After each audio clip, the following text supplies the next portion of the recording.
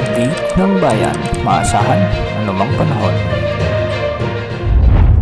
Magandang araw po sa ating lahat. Narito ang update sa lagay ng panahon ngayong araw ng Martes, September 24, 2024. Sa kasalukuyan ay ang mainit na hangin mula sa karagatang Pasipiko ang siyang weather system na nakakaapekto ngayon sa Southern Luzon, Visayas at Mindanao. Dahil nga dito, asahan ang maulap na kalangitan na may mga kalat-kalat na pag-ulan sa bahagi ng Bicol Region, sa bahagi ng Eastern Visayas, lalo na sa Samar at Leyte provinces, at sa Caraga at Davao Region naman sa may Mindanao. Ang mga lugar na ito ay posibleng makaranas minsan ng mga malalakas na pag-ulan, kaya hindi rin inaalis ang posibilidad ng mga biglaang pagbaha at pagguho ng lupa. Samantala sa nalalabing bahagi naman ng ating bansa ay asahan naman ang pag-iral ng mga localized thunderstorms.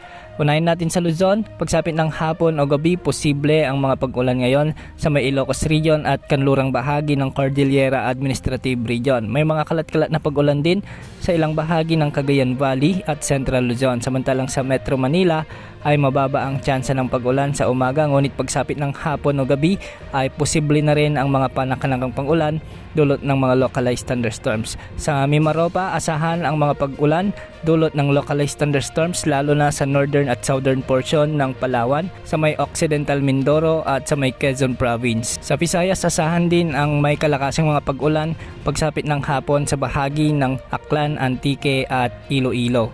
May mga pag-ulan ding aasahan sa may Negros Island Region, sa may Cebu Province, Bohol, at kasama na ang Masbate. At sa Mindanao, umaga pa lamang ay may mga pag-ulan na sa halos buong Mindanao, ngunit pagsapit ng hapon ay mas aasahan pa ang mga malawakan at medyo malalakas na pag-ulan dulot ng mga localized thunderstorms.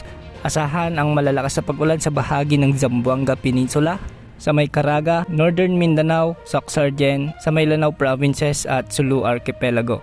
May mga inaasang pag-ulan din sa ilang bahagi ng Davao Region. Sa mga kababayan natin sa Mindanao, mag-ingat at maging alerta po dahil posible ang mga biglang pagbaha at pagguho ng lupa.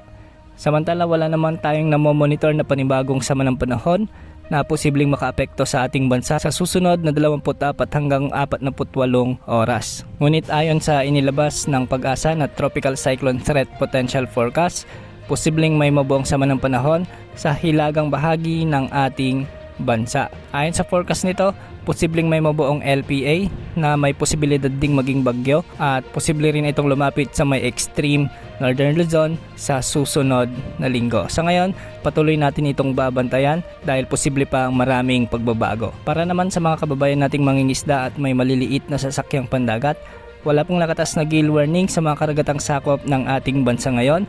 Ngunit mag-ingat pa rin po dahil may mga kalakasan pa rin ng mga pag-alon sa silangang bahagi ng Mindanao, Eastern Visayas at may Bicol Region. Yan ang update sa lagi ng panahon. Ito pong weather update ng bayan, maasahan anumang panahon.